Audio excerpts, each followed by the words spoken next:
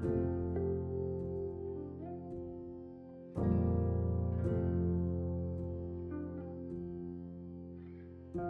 name's Elias Edwards-Jenks. I teach Humanities for the NOVA Alternative Education Program for Oceanside High School.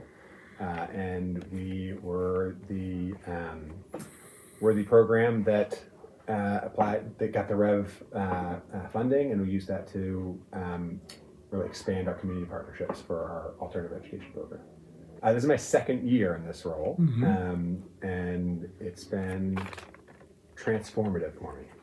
I'll preface this with teaching alternative education was not my goal. Getting into education, my vision was I was going to be teaching traditional classroom here at the high school, social studies, history, but the only thing that was open was the alternative education job. The principal here said I should go for it. He think that'd be a great fit. I applied, got it, and I haven't looked back. It's been everything I've wanted and more. And to your question of like what have I noticed the impact of it, I was telling Helene earlier, I talk with teachers because our kids split one day here and one day at NOVA, the alt ed program. And when I see my kids here, it's a different student that I'm witnessing. Oftentimes the behaviors are worse, anxiety is higher, and I'm like, who is this? Like, this isn't the student I have at NOVA every day. And I think that kind of speaks to the power of the program and the alternative style at getting out of the traditional classroom. When you get kids into a setting that they feel comfortable in, want to be a part of, it and empowers them to be the best version of themselves. Spending all day building relationships with a smaller group of kids, getting out of the classroom and doing things with them has been, it's been amazing. As you guys all left and we were waiting for the bus to come pick the kids up, one of my students was like intrigued, and she's like, "It's so weird. Like they all felt like they're all so like inspired by us or something." And like I don't get it. Like this is what we do every day over here. Like it's nothing crazy. And I thought, telling you is like, this is the impact right here, right? Yes. They inspire me. I feel really lucky in that I get to spend all day with my kids. So it gives me a lot more opportunity to build relationships with them. I eat lunch with them every day. We have breakfast in the morning. There's so much more time spent just being together that the relationship building, it has to happen. Whereas in a traditional classroom, like my wife, she teaches here, she has 30 new kids every hour and a half. It's almost impossible to develop the depth to that relationship in that type of setting. So in that regard, it's kind of hard to give advice like, oh, build more relationships, because that's we rely on those relationships so heavily. We take them out, like we just walk up and down Main Street in a small group.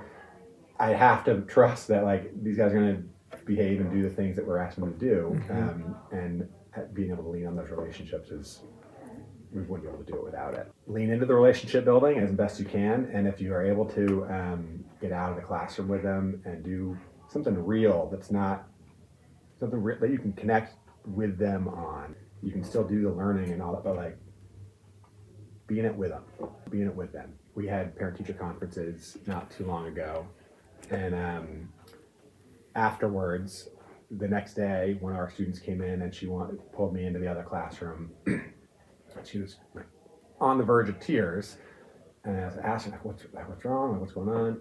And she said, I just wanted to say thank you. My parents came home from parent-teacher conferences last night, and that was the first time they had a pleasant parent-teacher conference in a long time. And they came back, and they were it was a positive night, and she was just wanted to say thank you for letting her into the program and like taking a shot on her where she felt like she hasn't really had that before. And that's what we're all about, finding that place that they can feel is theirs, finding ways to get them to have some ownership over this experience for them. It's been a process, but it feels really good to be a part of it. It's been really transformative. And honestly, before I took the job, I didn't really know a whole lot about what it meant. And I know we were talking earlier about how there's a lot of confusion about what alternative education is and is not. And that's been a struggle for us, and I know other alt ed programs, um, educating what alt ed means and what we are, what type of students are really successful there, and how to really leverage that power successfully. Yeah, I wish we could do more than we are now, and I think that's the goal. So. If I came back in 5 years, what's your biggest hope for what that conversation would include?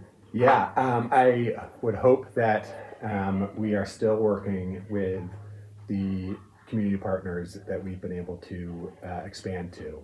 That's been a big part of the this REV process. Is it's really opened a lot of doors into our community for us, and the impact that we've seen with our students is like it's hard to put into words sometimes.